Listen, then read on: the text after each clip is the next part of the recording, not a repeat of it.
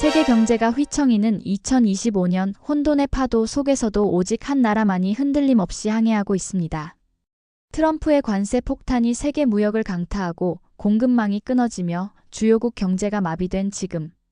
왜 대한민국만이 이 위기를 기회로 바꿀 수 있었을까요?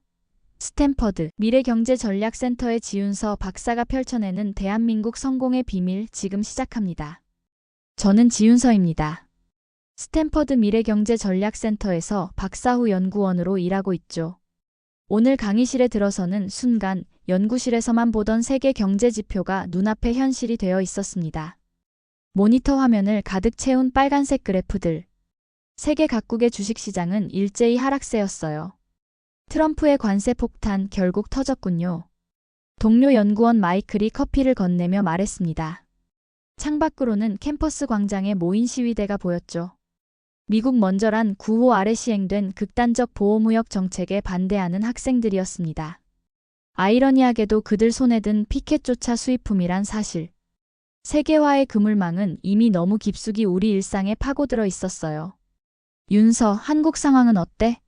탄핵 이후 안정됐어? 마이클의 질문에 잠시 생각에 잠겼습니다. 대통령 탄핵이 완료되고 벌써 몇 달. 그 혼란을 지나 한국이 다시 안정을 찾고 있다는 사실이 놀라웠어요. 세계가 주목한 건 바로 그 과정의 질서 정연함이었죠. 믿기 힘들겠지만 완벽하게 헌법적 절차를 따라 진행됐어. 시위 현장에서도 폭력 사태 하나 없었고 세계 언론들도 놀랐더라고. 제 대답에 마이클은 고개를 갸웃했습니다. 미국인의 시각에서 탄핵과 질서는 어울리지 않는 단어일 테니까요. 특히 그들이 경험한 국회의사당 난입 사태 이후로는 더욱 그럴 겁니다. 연구실로 돌아와 모니터를 켜자 실시간 데이터가 흘러들어왔어요. 글로벌 공급망이 무너지고 있었습니다. 중국 공장들은 가동을 멈췄고 컨테이너선들은 항구에 발이 묶였죠. 세계 경제의 심장박동이 불규칙하게 뛰는 것이 그래프로 보였습니다. 그때 연구센터장인 브라운 교수가 문을 열고 들어왔어요. 지윤서 박사, 내일 강의를 맡아주겠나? 국제경제학 수업인데 요즘 같은 혼란기에 학생들에게 새로운 시각을 줄 수 있는 사람이 필요해. 저는 잠시 망설였습니다. 데이터와 씨름하며 연구실에 틀어박혀 지내던 제가 강단에 선다는 건 쉬운 결정이 아니었어요. 하지만 브라운 교수의 다음 말에 마음이 흔들렸죠. 세상이 흔들릴 때 누군가는 설계를 시작했다는 걸 보여주게. 대한민국이라는 시스템을 이야기해주게. 창밖으로 저물어가는 캘리포니아의 붉은 노을을 바라봤습니다. 그리고 고개를 끄덕였어요. 어쩌면 지금이야말로 제가 연구해온 것들을 세상과 나눌 때가 아닐까 싶었죠. 다음 날 아침 저는 강의실로 향하는 발걸음이 묘하게 가벼웠습니다. 세계는 흔들리고 있었지만 그 속에서도 질서를 찾아내고 설계해낸 우리나라의 이야기를 들려줄 생각에 가슴이 뛰었어요. 브라운 교수의 소개를 받으며 단상에 올랐을 때 저는 확신했습니다. 오늘 이 강의가 누군가에게는 혼돈 속에서 희망을 보는 순간이 될 거라고요. 안녕하세요. 저는 지윤서 박사입니다. 오늘은 글로벌 경제 위기 속에서 국가 전략이란 무엇인지 함께 생각해 보려 해요. 강의실에는 20여 개국에서 온 학생들이 앉아 있었습니다. 그들의 시선이 저를 향했죠. 긴장감이 목을 타고 올라왔지만 깊게 숨을 들이마신 후 천천히 내뱉었어요. 저는 이미 이 순간을 위해 준비되어 있었습니다. 요즘 세계 경제에서 가장 흥미로운 패턴을 발견했다면 그건 뭘까요? 제 질문에 손을 든 학생은 앞줄에 앉은 왕 리였어요. 중국 베이징 대학에서 온 교환 학생이죠. 전 세계적 무역 감소와 자국 중심주의 강화입니다. 특히 미중 갈등이 심화되면서요. 왕 리의 대답에 고개를 끄덕였습니다. 그의 분석은 정확했어요. 하지만 그의 다음 말에 강의실 분위기가 순식간에 바뀌었죠. 근데 교수님, 왜 오늘 한국을 주제로 강의하시나요? 한국이요? 반도체 빼면 아무것도 없지 않나요? 강의실이 순간 정적에 빠졌습니다. 몇몇 학생들은 당혹스러워 보였고 일부는 고개를 끄덕이며 왕 리의 의견에 동조하는 듯 했어요. 저는 미소를 지었습니다. 이런 반응을 예상하고 있었으니까요. 흥미로운 관점이네요, 왕 리 학생. 그때 뒷줄에서 또 다른 손이 올라왔어요. 도쿄대에서 온 나카무라 켄이었습니다. 저도 비슷한 생각입니다. 한국은 기술면에서는 일본을, 생산력은 중국을 따라가는 샌드위치 국가 아닌가요? 기술은 일본, 원자재는 중국에서 나오니까요. 한국은 따라가는 나라 아닙니까? 강의실에 작은 웃음소리가 퍼졌습니다. 내심 기대했던 반응이었어요. 오히려 이런 도전적인 질문들이 오늘 제가 전하고자 하는 메시지를 더 강력하게 만들어줄 테니까요. 저는 노트북을 열고 프로젝터를 켰습니다. 화면에 위기를 예측하고 설계한 국가 대한민국이라는 제목이 나타났어요. 좋습니다. 오늘 수업 슬라이드 1번 보시죠. 위기를 예측하고 설계한 국가 대한민국. 제 목소리가 강의실에 울려 퍼지는 순간 모든 학생들의 시선이 스크린에 집중됐습니다. 켄과 왕리도 예외는 아니었죠. 그들의 눈에서 의구심과 함께 호기심이 반짝이는 것을 볼 수 있었어요. 여러분, 전략이란 위기가 왔을 때 반응하는 것이 아니라 위기가 오기 전에 시스템을 설계하는 것입니다. 그리고 오늘 저는 지난 30년간 대한민국이 어떻게 세계 경제의 파도를 읽고 그 파도를 타기 위한 시스템을 만들어 왔는지에 대해 이야기하려 합니다. 저는 리모컨을 손에 쥐고 다음 슬라이드로 넘어갔어요. 이제부터가 진짜 시작이었습니다. 제 뒤에 펼쳐진 화면은 세계 경제의 현실을 적나라하게 보여주고 있었죠. 하지만 그 속에서 유일하게 다른 방향을 향하고 있는 대한민국의 그래프가 있었어요. 강의실 분위기가 달라지기 시작했습니다. 저는 그들의 호기심이 완전한 몰입으로 바뀌어가는 순간을 느낄 수 있었죠. 이 화면을 보세요. 전 세계 수출 지표입니다. 스크린에는 2023년부터 2025년까지의 주요국 수출 그래프가 나타났습니다. 미국, 중국, 일본, 독일, 영국. 모든 선이 2024년 말부터 급격히 하락하고 있었어요. 트럼프의 관세 폭탄이 터진 시점과 정확히 일치했죠. 하지만 그 모든 하강 곡선 속에서도 유일하게 상승세를 유지하는 빨간색 선이 있었습니다. 대한민국이었어요. 이게 어떻게 가능할까요? 모두가 침몰하는 바다에서 어떻게 한 배만 항해할 수 있을까요? 강의실이 술렁이기 시작했습니다. 학생들은 서로 눈을 마주치며 의아한 표정을 지었어요. 누군가는 자료에 의문을 품기도 했죠. 이건 편집된 거 아닌가요? 중간 자리에 앉은 브라질 학생 마르코스가 손을 들고 물었습니다. 그의 목소리에는 의심이 가득했어요. 편집된 게 아닙니다. 설계된 겁니다. 제 대답에 강의실은 완전한 침묵에 빠졌어요. 마치 모두가 숨을 죽인 것 같았습니다. 저는 그 순간을 잡아 다음 슬라이드로 넘어갔죠. 여러분, 흔히들 한국은 샌드위치 국가라고 말합니다. 켄 학생이 말한 것처럼요. 하지만 실제로는 어떨까요? 2025년 현재 한국은 세계 무역 순위 5위 국가입니다. 그리고 이건 우연이 아니에요. 강의실 뒤쪽에서 손이 올라왔습니다. 독일에서 온 한나였어요. 그렇다면 한국은 어떻게 이런 역설적인 성공을 거둘 수 있었나요? 특히 글로벌 공급망이 붕괴되는 상황에서요. 제 입꼬리가 올라갔습니다. 드디어 제가 기다리던 질문이었어요.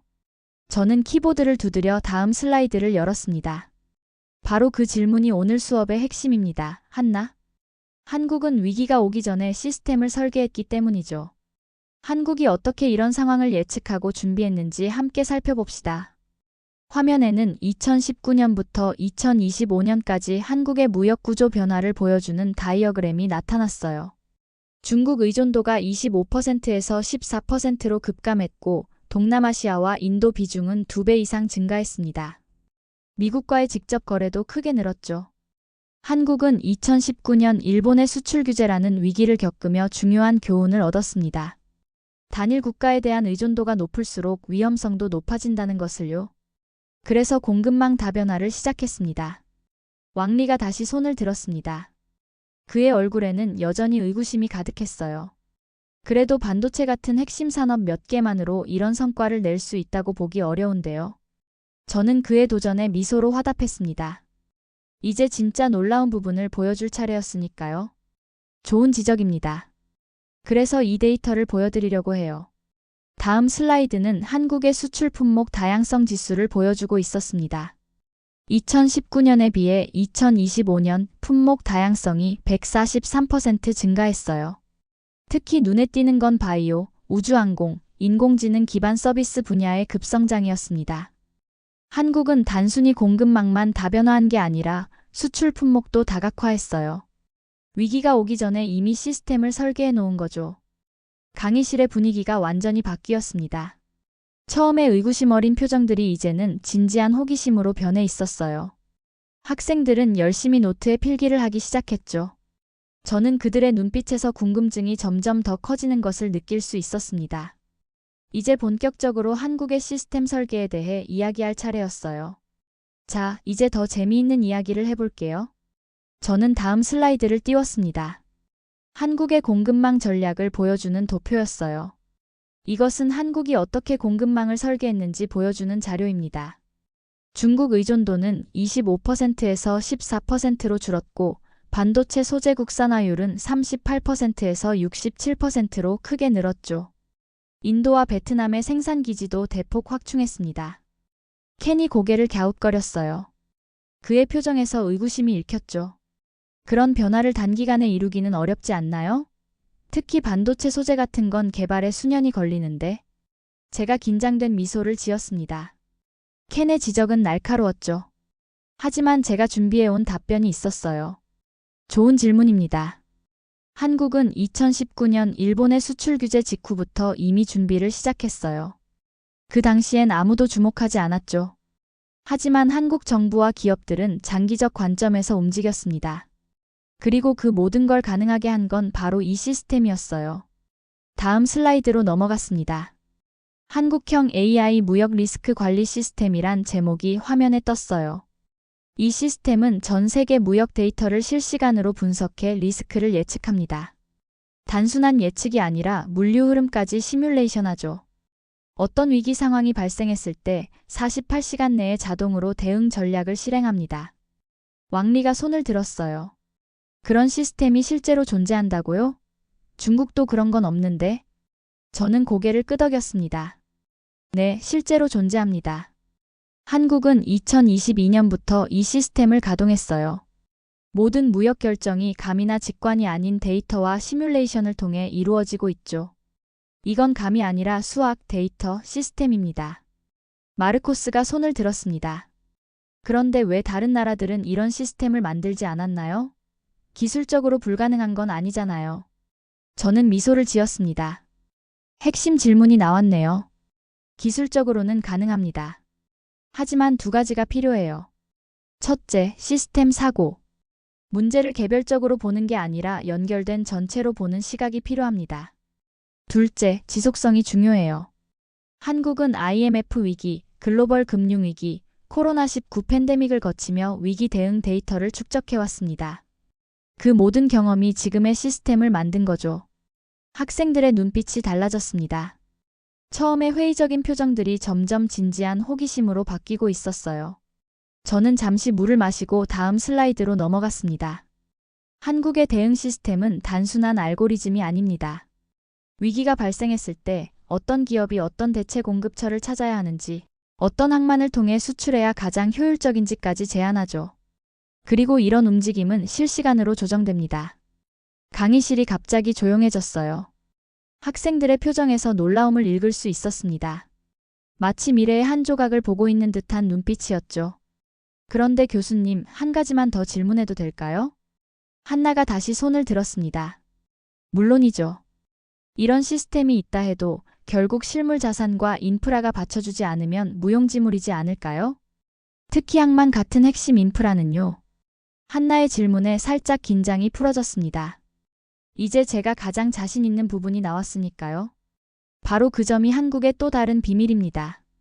다음 챕터에서 함께 알아볼까요? 여러분은 세계 해운과 항만을 언급할 때 보통 어떤 나라를 떠올리나요? 학생들이 소근거리기 시작했습니다.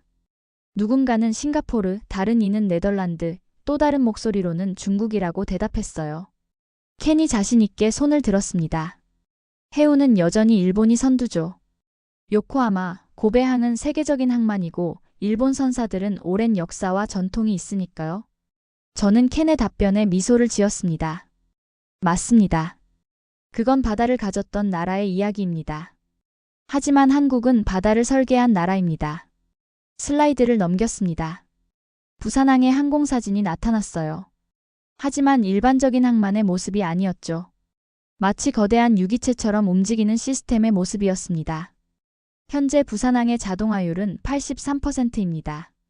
하역부터 보관, 운송까지 대부분의 과정이 자동화되어 있죠. 게다가 이 모든 것이 AI 기반 디지털 트윈 시스템으로 연결되어 있습니다. 다음 슬라이드에서는 부산항의 디지털 트윈 시스템을 보여주었어요. 실시간으로 선박과 화물의 움직임을 추적하고 날씨와 해류까지 계산해 최적의 운영을 도출하는 시스템이었습니다. 이 시스템 덕분에 부산항은 요코하마보다 37% 빠른 처리 속도를 자랑합니다. 컨테이너 하나가 도착해서 떠나기까지 걸리는 시간이 그만큼 단축된 거죠. 켄의 표정이 점점 심각해졌어요. 그의 자신감이 무너지는 것이 느껴졌습니다. 그렇다면 왜 일본은 이런 시스템을 도입하지 않았나요? 기술적으로 충분히 가능했을 텐데. 저는 조심스럽게 대답했습니다. 기존의 성공이 때로는 혁신의 장애물이 되기도 해요.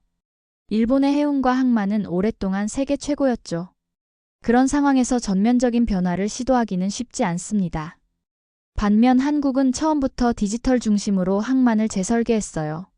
마르코스가 다시 손을 들었습니다. 그런데 이런 항만 혁신이 어떻게 현재의 글로벌 위기에 대응하는 데 도움이 됐나요? 저는 박수를 쳤습니다. 핵심 질문입니다. 디지털 해양 시스템의 진정한 가치는 유연성에 있어요. 글로벌 공급망이 붕괴되는 상황에서도 한국은 실시간으로 선박 경로를 재조정하고 대체 항로를 찾아냈습니다. 트럼프의 관세 폭탄이 터졌을 때 다른 나라들은 컨테이너 행렬이 길게 늘어서 있는 동안 한국 선박들은 이미 다른 경로로 움직이고 있었죠. 학생들의 표정이 놀라움으로 가득 찼습니다. 특히 왕리의 얼굴에 드리워진 의구심이 점차 희미해지는 것을 볼 수 있었어요. 그리고 이것은 단순히 기술의 문제가 아닙니다. 한국은 바다를 하나의 생태계로 바라봤어요. 항만, 선박, 물류센터, 제조업체가 하나의 유기체처럼 움직이도록 설계한 거죠. 이것이 바로 시스템 설계의 힘입니다. 강의실 분위기가 완전히 바뀌었습니다. 학생들의 눈빛에서 진지한 관심이 느껴졌어요. 이제 그들은 한국을 단순히 반도체 국가가 아닌 새로운 시각으로 바라보기 시작한 것 같았습니다. 다음 슬라이드로 넘어가려는 찰나 강의실 문이 열렸습니다. 브라운 교수가 들어왔어요. 그의 표정이 심상치 않았습니다. 미안하지만 잠시 끼어들어도 될까? 방금 흥미로운 소식이 들어왔어. 교수는 자신의 태블릿을 스크린에 연결했습니다. 화면에는 테슬라, 애플, 아마존의 공급 요청 문서가 나타났어요. 모두 한국 기업들에게 보낸 것이었죠. 여러분, 이건 방금 전 공개된 자료입니다. 미국의 주요 기업들이 한국 회사들에게 보낸 공급 요청서죠. 반도체, 2차 전지, 서버 부품 확보 요청이에요. 강의실이 술렁였습니다. 학생들이 서로 소곤거리며 화면을 가리켰어요. 브라운 교수는 잠시 설명을 이어갔습니다. 세계 경제가 흔들리는 상황에서 미국의 대표 기업들이 한국을 찾고 있다는 사실이 무엇을 의미하는지 지윤서 박사가 설명해 주길 바랍니다. 교수는 고개를 끄덕이며 자리로 돌아갔고 저는 다시 강의를 이어나갔습니다. 감사합니다, 교수님. 이 문서들이 보여주는 것은 단순한 거래 요청이 아닙니다. 이것은 신뢰의 표현이에요. 전 세계 공급망이 무너지는 상황에서 누구를 믿을 수 있는가의 문제죠. 왕리가 눈살을 찌푸렸습니다. 하지만 반도체나 배터리는 중국도 생산할 수 있는데 왜 굳이 한국을 찾는 거죠? 저는 고개를 끄덕였습니다. 핵심 질문이었어요. 안정성과 신뢰성 때문입니다. 한국은 단순히 제품만 파는 게 아니라 시스템 신뢰성을 함께 제공해요. 언제 어떤 상황에서도 약속한 제품을 정확히 공급할 수 있다는 확신을 주는 거죠. 다음 슬라이드에는 테슬라가 한국의 LG에너지 솔루션에 보낸 메일 내용이 있었습니다. 귀사의 공급망 안정성과 위기 대응 시스템은 현재 시장에서 가장 신뢰할 수 있는 요소입니다. 우리는 단순한 공급자가 아닌 시스템 파트너를 원합니다. 이 문장을 천천히 읽으며 강조했습니다. 여러분, 한국은 이제 대체 가능한 나라가 아니라 없어선 안 되는 파트너가 되었습니다. 그리고 이 모든 것은 수십 년간 준비해온 시스템 덕분이에요. 강의실은 잠시 침묵에 빠졌습니다. 학생들은 각자의 생각에 잠긴 듯 했어요. 저는 그 침묵이 의미하는 바를 알았습니다. 그들의 인식이 바뀌고 있었어요. 시스템은 하루아침에 만들어지지 않습니다. 한국의 이런 변화는 30년간의 전략과 고통, 그리고 끊임없는 혁신의 결과물이에요. 다음은 그 여정을 살펴보겠습니다. 다음 슬라이드는 한국의 위기 마이너스 대응 타임라인이었습니다. 1997년 IMF 위기부터 2025년 현재까지 한국이 겪었던 주요 위기와 대응 전략이 정리되어 있었어요. 한국 경제 역사에서 가장 큰 전환점은 무엇일까요? 한나가 자신 있게 손을 들었습니다. 1997년 IMF 외환위기 아닐까요? 한국 경제가 거의 붕괴 직전까지 갔다고 들었어요. 저는 고개를 끄덕였습니다. 정확합니다. 1997년 한국은 국가부도 직전까지 갔어요. 하지만 이 위기는 한국에게 중요한 교훈을 남겼습니다. 바로 디지털 인프라의 중요성이었죠. 슬라이드를 넘겼습니다. IMF 위기 이후 한국의 디지털 인프라 투자 그래프가 나타났어요. 위기 속에서도 한국은 초고속 인터넷망 구축에 집중 투자했습니다. 다른 나라들이 긴축 재정을 펼칠 때 한국은 오히려 미래 인프라에 과감히 투자한 거죠. 그 결과가 지금의 디지털 강국이 됐어요. 다음 슬라이드로 넘어갔습니다. 2008년 글로벌 금융위기 당시의 자료였어요. 2008년 금융위기 때는 어땠을까요? 한국은 이 위기를 통해 무역 다변화의 중요성을 깨달았습니다. 미국과 유럽 시장이 무너지자 아시아와 신흥국으로 수출 시장을 다변화했어요. 그때부터 한국은 특정 시장에 의존하지 않는 전략을 세웠죠. 왕리가 조심스럽게 질문했습니다. 그렇다면 2019년 일본의 수출 규제는 어떤 영향을 미쳤나요? 저는 미소 지었습니다. 예상했던 질문이었으니까요. 결정적인 전환점이었습니다. 일본의 핵심 소재 수출 규제는 한국에게 큰 타격이었지만 동시에 소재 국산화라는 명확한 목표를 주었어요. 불과 6년 만에 한국은 핵심 소재의 대부분을 자체적으로 생산할 수 있게 됐습니다. 마지막으로 2020년 팬데믹 시기를 보여주는 슬라이드로 넘어갔습니다. 그리고 2020년 코로나19 팬데믹은 한국에게 디지털 해운 혁신의 필요성을 일깨웠어요. 전 세계 물류가 마비된 상황에서 한국은 디지털 트윈 기술을 활용한 새로운 해운 시스템을 구축했습니다. 이것이 지금 우리가 보고 있는 부산항의 혁신으로 이어진 거죠. 학생들의 눈빛이 달라졌습니다. 처음의 의구심은 이제 깊은 이해로 바뀌어 있었어요. 한국은 위기를 겪었고 그 모든 데이터를 전략으로 남겼습니다. 다른 나라들이 위기에서 단순히 살아남는데 급급할 때 한국은 그 위기를 새로운 시스템을 설계하는 기회로 삼았어요. 나카무라 켄이 조용히 손을 들었습니다. 그의 얼굴에는 더 이상 조롱의 기색이 없었어요. 그렇다면 일본이 배워야 할 점은 무엇일까요? 저는 잠시 생각에 잠겼습니다. 이것은 단순한 학술적 질문이 아니라 진심 어린 물음이었으니까요. 과거의 성공에 안주하지 않는 것입니다. 시스템은 끊임없이 진화해야 해요. 한국이 지금의 위치에 오른 비결은 결코 현실에 안주하지 않았다는 점입니다. 항상 다음 위기를 준비했기 때문이죠. 강의실 전체가 깊은 침묵에 잠겼습니다. 학생들은 각자의 생각에 빠져 있는 듯 했어요. 강의를 마무리할 시간이 다가왔습니다. 저는 마지막 슬라이드를 준비했어요. 화면에는 단 한 문장이 떠올랐습니다. 흐름을 따르던 나라에서 흐름을 설계하는 나라로. 순간 강의실은 완전한 침묵에 빠졌습니다. 학생들의 손이 분주하게 움직이며 이 문장을 노트에 적어내려가는 소리만 들렸어요. 저는 이 순간을 음미하며 천천히 말을 이어나갔습니다. 여러분, 우리는 종종 세계 경제의 흐름을 자연스러운 것, 거스를 수 없는 것으로 생각합니다. 하지만 그 흐름도 누군가에 의해 설계된 것이죠. 과거에는 영국, 미국 같은 강대국들이 그 흐름을 설계했어요. 한국은 그저 그 흐름을 따라가는 나라였습니다. 창밖으로 시선을 돌렸습니다. 캠퍼스 너머로 샌프란시스코 베이가 보였어요. 저 멀리 바다 위로 컨테이너선 한 척이 천천히 움직이고 있었죠. 하지만 지금 세계는 혼돈 속에 있습니다. 그리고 이런 혼돈 속에서 새로운 질서가 만들어지고 있어요.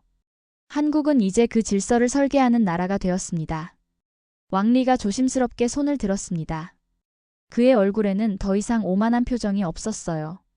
그렇다면 중국은 어떻게 해야 할까요? 우리도 위기를 겪고 있는데? 저는 미소를 지었습니다. 이제 그는 진정으로 배우려는 자세를 갖추게 된 것 같았어요. 시스템은 반복에서 완성됩니다. 한국은 반복의 고통을 견뎠습니다. 위기가 올 때마다 같은 실수를 반복하지 않고 시스템을 발전시켰어요. 중국도 충분히 그럴 수 있습니다. 다만 과거의 성공에 안주하지 않는 용기가 필요할 뿐이죠. 학생들의 노트에 한 문장이 적히는 소리가 들렸습니다. 시스템은 반복에서 완성된다. 한국은 반복의 고통을 견뎠다. 저는 그들이 이 문장의 깊은 의미를 이해하길 바랐어요. 여러분, 이건 단지 한국 이야기가 아닙니다. 미래의 국가란 무엇인가에 대한 질문입니다. 21세기의 진정한 경쟁력은 자원의 크기나 인구수가 아니라 시스템을 설계하는 능력에 있습니다. 마지막 슬라이드를 넘겼습니다. 화면에는 저의 연구 결과 중 하나인 시스템 국가지수가 나타났어요. 한국은 인구나 GDP 대비 놀라운 순위를 차지하고 있었죠. 오늘 여러분이 이 강의에서 얻어가셨으면 하는 것은 단 하나입니다. 위기는 언제나 옵니다. 하지만 그 위기를 어떻게 준비하고 대응하느냐에 따라 국가의 미래가 결정됩니다. 한국은 30년간의 위기 속에서 스스로를 재설계했고, 이제는 스스로 흐름을 만들어내고 있어요. 브라운 교수가 자리에서 일어나 박수를 치기 시작했습니다. 곧 모든 학생들이 그 박수에 동참했어요. 심지어 왕 리와 켄까지도요. 그들의 얼굴에서 처음의 의구심은 완전히 사라지고 새로운 깨달음의 빛이 반짝이고 있었습니다. 강의를 마치고 복도를 걸어 나오는데 브라운 교수가 다가왔어요. 훌륭한 강의였네, 지윤서 박사. 학생들이 완전히 사로잡혔어. 저는 미소를 지었습니다. 감사합니다, 교수님. 하지만 사실 이건 제 이야기가 아니라 대한민국이라는 나라의 이야기였습니다. 저는 그저 그 이야기를 전달했을 뿐이죠. 교수는 고개를 저었습니다. 자네가 너무 겸손하군. 오늘 자네는 단순히 이야기를 전달한 게 아니야. 이 혼돈의 시대에 새로운 비전을 제시했어. 학생들이 세계를 바라보는 시각이 바뀌었다네. 연구실로 돌아가는 길, 창가에 서서 저물어가는 캘리포니아의 노을을 바라봤습니다. 붉은 태양이 지평선 너머로 사라지며 새로운 날의 시작을 예고하고 있었어요. 마치 대한민국의 미래처럼요. 손에 든 태블릿을 바라보니 고향에서 보내온 메시지가 있었습니다. 서울에 있는 어머니의 소식이었죠. 오늘도 서울은 분주하게 돌아가고 있단다. 네가 자랑스럽구나. 그 순간 가슴 깊은 곳에서 따뜻한 감정이 올라왔습니다. 저는 눈을 감고 잠시 깊게 숨을 들이마셨어요. 우리는 불가능을 가능으로 만드는 DNA를 가진 대한민국 사람이니까요. 제 목소리는 작았지만 단단했습니다. 누구에게 말하는 것이 아니라 제 자신을 향한 확신이었어요. 지금 이 순간에도 열심히 살아가고 계신 우리 모두, 당신은 지금도 충분히 자랑스럽습니다. 태블릿 화면에 다시 눈길을 돌렸습니다.